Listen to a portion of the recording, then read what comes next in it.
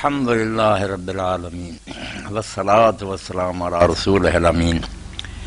سیدنا و نبینا و مولانا محمد وعلی آلہ وصحبہ اجمعین، اما بعد۔ اللہ تعالیٰ نے ہمیں پیدا کرنے کے بعد چھوڑ نہیں دیا کہ ہم سرگرداں رہے اور مختلف وادیوں میں بھٹکتے پھریں، ہماری ہدایت کا انتظام فرمایا۔ جس دن سے انسان زمین پر آیا، حضرت سیدنا آدم علیہ السلام اور ان کے ساتھ اماں حوا، اسی وقت سے اللہ تعالیٰ نے یہ وعدہ فرما لیا کہ اما یاتینکم منی ھدی، میں تمہیں اندھیروں میں نہیں چھوڑوں گا، میری طرف سے ہدایت آتی رہے گی۔ جو اس ہدایت کی پیروی کریں گے انہیں کوئی ڈر غم نہیں ہوگا، جو نہیں قبول کریں گے ان کا انجام جہنم ہوگا، پھر وہیں وہ جلتے رہیں گے۔ تو اس وعدہ کے مطابق اللہ رب العالمین ہر علاقے میں، ہر قوم میں اپنے نبی اور رسول علیہ السلام بھیجتا رہا۔ قرآن پاک کا بیان ہے، کوئی قوم نہیں ایسی، کوئی علاقہ نہیں ایسا جہاں اللہ تعالیٰ کی طرف سے کوئی راہبر نہیں آیا۔ قرآن مجید میں جب ہم انبیاء علیہ السلام کے واقعات پڑھتے ہیں تو اچھے بڑے لوگ جو ہے نا وہ کہتے ہیں کہ یہ سارے وہ لوگ ہیں جو عرب میں اور شام میں، عراق وغیرہ میں پیدا ہوئے، باقی دنیا کا تو کوئی بیان ہی نہیں آتا۔ تو اس کا صاف سیدھا جواب دیا کہ جو پہلی کلاس تھی جس کو رسول اللہ تعلیم دے رہے تھے عرب، ان کے سامنے اگر ہندوستان، چین یا دوسرے علاقوں کے کسی پیغمبر کا ذکر آتا تو ایک بحث چھڑ جاتی کہ اس نام کا کوئی آدمی ہوا ہے یا نہیں، لوگ جانتے ہی نہ اس کو، تو فائدہ کیا ہوتا مثال دینے کا۔ مثال ہمیشہ وہی مفید ہوتی ہے جو استاد طالب علم کی معلومات میں سے دے کہ آپ لوگ جانتے ہیں نا کہ وہاں کیا ہوا تھا، پھر دل میں اثر کرتی ہے۔ اگر ایک گمنام شخصیت کا ذکر شروع کر دے تو بحث ہی شروع ہو جائے گی، ہوئی بھی ہے یہ بات نہیں۔ اس لیے جن قوموں کو لوگ جانتے تھے، ان کے علاقوں سے گزرتے تھے، ان کی گری پڑی بستیاں دیکھتے، قرآن نے صرف ان کا حوالہ دیا، مگر یہ بات بتا دی کہ کوئی علاقہ نہیں رہا، کوئی قوم نہیں رہی جہاں اللہ کی طرف سے رہبر نہیں آیا۔ اور یہ بات بھی اللہ تعالیٰ نے بیان کر دی کہ جو رسول آیا نا بلسان قوم، اسی زبان میں کتاب لے کر آیا جو اس قوم کی زبان تھی۔ یہ سلسلہ چلتا رہا اور آخر میں معاملہ سید کائنات فخر موجودات حضرت محمد رسول اللہ صلی اللہ علیہ وسلم تک پہنچا۔ پہلے علاقوں کے نبی ہوتے تھے، قوموں کے، ان کا زمانہ بھی محدود ہوتا تھا، نیا نبی آ جاتا تھا، مگر اللہ نے رسول کریم علیہ السلام کے ذریعے ایک ایسا دین دیا جو ساری دنیا کے لیے بعثت الی الناس عامہ، فرمایا سارے نبی اپنی قوموں کے لیے آتے تھے، میں سب دنیا کے لیے آیا۔ اور زمانہ بھی آپ کا قیامت تک اللہ نے لمبا کر دیا کہ اب کوئی نیا ہادی نہیں آئے گا۔ اب سے لے کر قیامت تک حضور نے اس طرح دو انگلیاں ملا کر کہا کہ جس طرح ان میں کوئی درمیان میں کوئی شے نہیں، میں اور قیامت اس طرح، اب میرے اور قیامت کے درمیان کوئی نیا رہبر نہیں ہوگا، میرا ہی دین قیامت تک چلے گا۔ اور باقی ساری جو شریعتیں تھیں، ملتیں تھیں، ان کو اللہ نے منسوخ کر دیا کہ اب کوئی عیسیٰ علیہ السلام یا حضرت موسیٰ علیہ السلام کی شریعت پر چلے، حالانکہ وہ سچے نبی تھے، نجات نہیں پا سکتا۔ اب صرف ان لوگوں کے لیے نجات ہے جنہیں پتہ چل گیا کہ محمد مصطفیٰ صلی اللہ علیہ وسلم آ گئے، آپ کی پیروی کی، پھر وہ جنت میں جائیں گے۔ اللہ کے رسول علیہ السلام نے قسم اٹھا کر فرمایا کہ اس اللہ کی قسم ہے جس کے ہاتھ میں میری جان ہے، باقی امتیں تو چھوڑو، یہ بالکل قریب کے نبیوں کی امت ہیں۔ کسی یہودی اور نصرانی نے میرے بارے میں سن لیا اور اسے پتہ چل گیا کہ میں دنیا میں آ گیا ہوں، پھر ایمان نہ لایا، وہ جنت میں کبھی داخل نہیں ہو۔ تو نبی علیہ الصلوۃ والسلام اپنا کام کر کے چلے گئے، پورا دین امت کے حوالے کر دیا، وہ امانت ہمارے سپرد کر دی۔ اب امت کی ذمہ داری ٹھہری کہ قیامت تک جو لوگ آئیں گے وہ یہ تو نہیں کہ ہدایت کے محتاج نہیں، جس طرح پہلے لوگوں کو ضرورت تھی کہ کوئی رہبر آئے، اسی طرح اب بھی لوگ محتاج ہیں، کوئی انہیں دین بتائے۔ تو جب نبی بند ہو گئے تو آنے والی نسلوں کے لیے ہدایت کا کیا انتظام ہے پھر؟ تو اللہ تعالیٰ نے فرمایا کنتم خیر امۃ، اب تم سب سے بہتر امت ہو، اخرجت للناس، جیسے نبی پیدا کیے جاتے تھے، نبیوں کے بجائے اللہ نے تمہیں کھڑا کر دیا، تم نے لوگوں کو اچھائی کا حکم دینا اور برائی سے روکنا۔ میری اور آپ کی ذمہ داری ٹھہری کہ قیامت تک کلمہ گو خود بھی اس ہدایت پر چلیں، اور جو لوگ بے خبر اور ناواقف ہیں دوسری امتیں، ان تک بھی اس دین کو پہنچائیں۔ اسی فریضے کو تبلیغ کہتے ہیں کہ اللہ کا دین انہیں پہنچایا جائے۔ اور یہ اتنا نازک مرحلہ کہ جب عدالت ہوگی نا اللہ تعالیٰ کی، پہلے ہم کٹہرے میں کھڑے ہوں گے، ہمارا بیان ہوگا اللہ کے رسولوں کے ساتھ اس امت کا کہ تم نے باقی امتوں تک اپنے علم اور عمل سے دین پہنچایا۔ اگر ہم ثابت نہ کر سکے تو باقی امتوں کو معافی ہو جائے گی، ان کی جگہ ہم جیل میں بھیج دیے جائیں گے۔ اور اگر واقعی ہم نے ثابت کر دیا کہ دین ہم نے پہنچایا، پھر ان کی باری آئے گی تم نے اس کو کیوں قبول نہیں کیا، یہ بعد کا مرحلہ، پہلے اس امت کا ہی نہ حساب ہوگا۔ تو اس سے آپ اندازہ کر لیں کہ جو علامہ اقبال کہتے ہیں نا، تا نہ خیزت بانگے حق ظالم گر مسلمانی نے آسائی دمیں، جب تک پوری دنیا میں اسلام کا آوازہ بلند نہیں ہوتا، اگر تم مسلمان ہو تو تم ایک گھڑی کے لیے آرام نہیں کر سکتے، تمہیں چھٹی نہیں، تمہیں ایک ایسی فوج اور پولیس ہو جن کی ذمہ داری ہے کہ وہ اللہ کے اس دین کو دنیا میں نافذ کرے، لوگوں تک پہنچائے۔ اس لیے یہ پروگرام جو ہو رہا اور اسی طرح دینی مجلسیں، یہ کوئی چھوٹی بات نہیں، اس فریضہ کی ادائیگی کی ایک کوشش ہے جو ہمارے ذمہ ہے کہ اللہ کے رسول سے جو دین ہم نے لیا ہے سب ناواقفوں تک پائیں، مسلمانوں میں سے کوئی نہیں دین جانتا اس کو بھی باخبر کریں، اور دوسری امتوں کو کوئی دعوت دیں کہ تم لوگ اس روشنی کی طرف آؤ۔ کسی کو کوئی اعتراض ہے، کوئی سوال ہے رسول اللہ کی نبوت پر تو پوچھے، اپنا اطمینان کرے،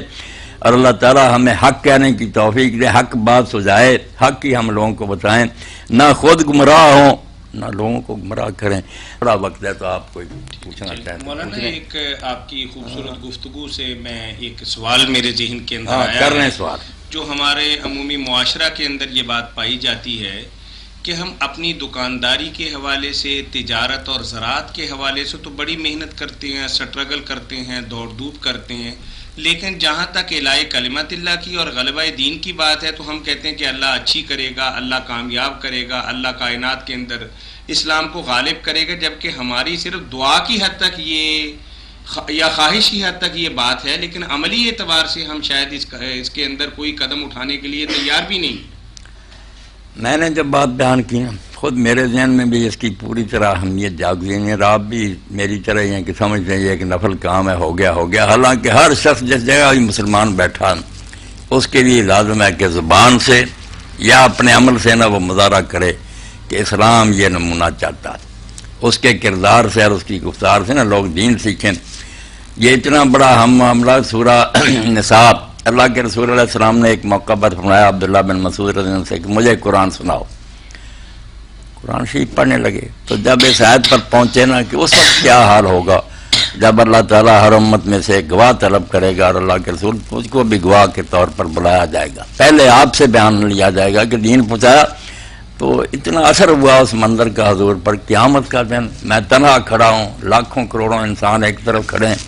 اگر میں ثابت نہ کر سکا کہ میں نے دین پہنچایا ہے تو کیا انجام ہوگا؟ وہاں پھر نبی کریم صلی اللہ علیہ وسلم کے ٹپ ٹپ آنسو گرے، داڑھی مبارک تر ہوئی، آپ نے کہا عبداللہ بس۔ تو اس سے اندازہ کریں کہ کتنا یہ خطرناک مرحلہ ہے، مسلمان ہونا شرف بھی بڑا ہے، ہم حضور کی امت ہے، مگر معاملہ نازک بھی بڑا ہے کہ جتنی مخلوق گمراہ مرے گی نا، عیسائی، ہندو، یہودو، ان کا جواب ہمارے ذمہ ہوگا نا کہ تم لوگوں نے کیوں ان تک دین نہیں پہنچا۔ اس لیے اللہ کے رسول علیہ السلام کا دین جو ہے نا، اس کو آگے پھیلانا عمل سے ہو، سب سے زیادہ بہتر تو عمل سے ہی ہے۔ حضرت امام جعفر صادق فرماتے ہیں کہ لوگوں کو دعوت دینے والے زبان سے نہ بنو کہ باتیں بہت اچھی کرو، اپنے عمل سے بنو، تمہارے کام کو دیکھ کر ہر شخص سوچنے پر مجبور ہو جائے کہ یار کس امت کے یہ لوگ ہیں جو اتنے اچھے کریکٹر کے ہیں۔ اب ہمارا جو حال ہے توبہ اللہ بنا دے، امتی باعث رسوائی پیغمبر ہے، ہم میلاد مناتے ہیں، جھنڈیاں خوشیاں حضور کی کر رہے ہیں، حال یہ ہے کہ پوری دنیا میں ہماری وجہ سے رسول اللہ کی بدنامی ہے کہ یہ ہے آپ کی امت، کافروں میں کچھ اچھائیاں ہیں، یہ مسلمان ہیں ہم کی امت، توبہ اللہ اپنا دے، کوئی برائی ایسی نہیں رہی جو ان میں جمع نہیں ہوگی، تو بدنامی کر رہے ہیں۔ آپ ایک واقعہ سن لیں کہ کردار کا اثر کیا ہوتا۔ مدینہ شریف میں ایک شخص گیا تھا، مجوسی آتش پرست کافر تھا، حضرت امام جعفر صادق سے ملا، انہوں نے اس کو دین سکھایا تو مسلمان ہو گیا۔ واپس جانے لگا تو آپ نے پوچھا وطن میں تیرا کوئی ہے؟ اس نے کہا صرف ایک بوڑھی ماں ہے۔ تو آپ نے فرمایا کہ تم اس کو نا یہی بتانا کہ میں اسلام لے آیا ہوں، نہ اس کے سامنے نماز پڑھنا، بڑا صدمہ ہوگا، عمر گزری اس کی اپنے دین پر، دکھ ہوگا کہ میرا بیٹا دین چھوڑ گیا، باقی سلوک اس سے بہت اچھا کرنا، اتنا نیک سلوک کرنا کہ اماں پوچھنے پر مجبور ہو جائے کہ بیٹا اس طرح نیک کس نے تمہیں بنا دیا؟ چلا گیا، نماز چھپ کر پڑھ لیتا، مگر خدمت بہت کرنے لگا، پہلے سے بہت زیادہ اچھا سلوک کرتا، ماں قریدتی رہی کہ بچہ تو پہلے بھی کوئی اتنا برا نہیں تھا، مگر یہ کیوں اتنا نیک ہو گیا؟ ٹالتا رہا کہ نہیں اماں میرا یہ فریضہ۔ آخر ایک دن اس نے کہا کہ ایک ملک عرب، وہاں ایک شہر ہے مدینہ، وہاں میں گیا تھا، تو ایک نیک آدمی سے ملاقات ہوئی اور اس نے مجھے ہدایت کی تھی کہ اماں کی بہت قدر کرنا، اس لیے میں خدمت کرتا ہوں۔ تو اماں نے نبیوں کے بارے میں سن رکھا تھا، اس نے کہا کہ وہ شخص ضرور نبی ہوگا۔ تو اس آدمی نے کہا کہ نبی نہیں، نبی کی اولاد میں سے تیسری چوتھی پشت میں۔ تو اماں نے کہا جس کی اولاد کا یہ حال ہے وہ نبی خود کیسا ہوگا؟ پڑھا مجھے کلمہ، اور یہ بات امام نے کہی تھی کہ اگر تو میری نصیحت پر عمل کرے گا تو جنازہ اس کا تو پڑھے گا، وہ مسلمان ہو جائے گی اور تو اس کا جنازہ پڑھے گا۔ کردار اپنا بہت اچھا رکھنا۔ یہی بات ہوئی کہ اسی دن اس نے کلمہ پڑھا، رات فوت ہو گئی، صبح اس نے اس کا جنازہ پڑھا۔ اس لیے اگر ہم اپنے کردار سے، اپنے عمل سے لوگوں کو متاثر کریں اور دین کی طرف دعوت دیں، وہ زیادہ کارگر نسخہ، کیونکہ 1000 لفظ کے مقابلے عمل کی ایک پڑیا ہی بہت ہے۔ باتیں اگر ہم بہت اچھی کریں، کام نہ کریں تو کیا کافر متاثر ہوں گے؟ تو دین کو اپنے عمل سے لوگوں کے سامنے ظاہر کریں،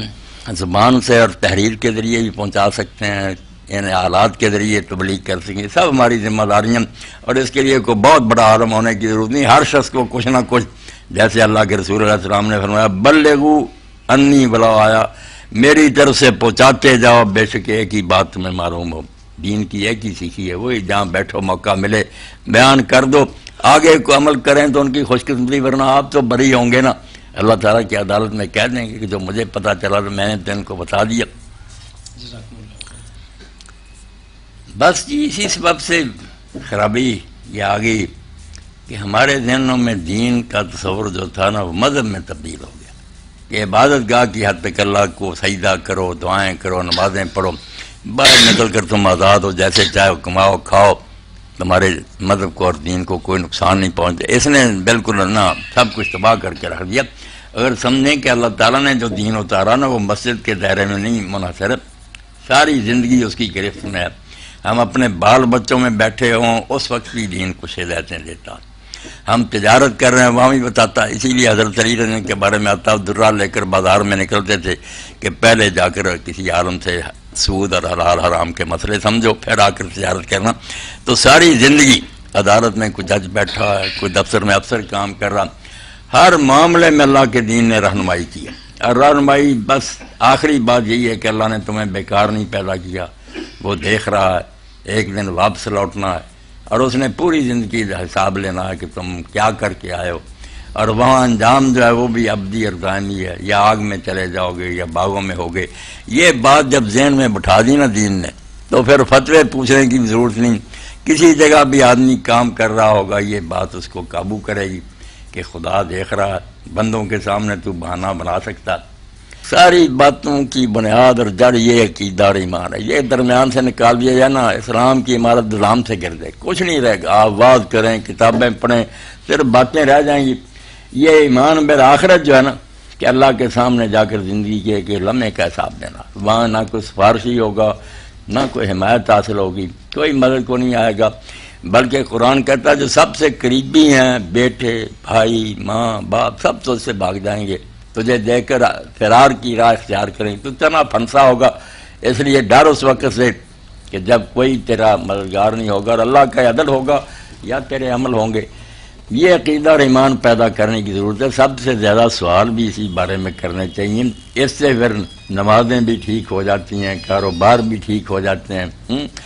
افسر بھی ٹھیک کام کرنے لگتے ہیں۔ اس کو نکال دیں تو کرپشن ختم ہی نہیں ہو سکتی۔ 1000 نسخہ آباد مارے نا، جیسے نعیم صدیقی مرحوم نے کہا تھا، حکیمان معیشت اپنے نسخے آزما دیکھیں، علاج تنگی آدم بجوز ایمان ہی ہو۔ ایمان نہیں پیدا کرو گے نا، جتنا جی چاہے ان کو پڑھا لو، لکھا لو، محلے یونیورسٹیاں اور کالج بنا دو، ڈگری اور کرپٹ ہی پیدا ہو، ایسے بے ایمان ہو گئے، ہر قانون سے بچنے کے لیے کوئی راہ نکال لیں گے۔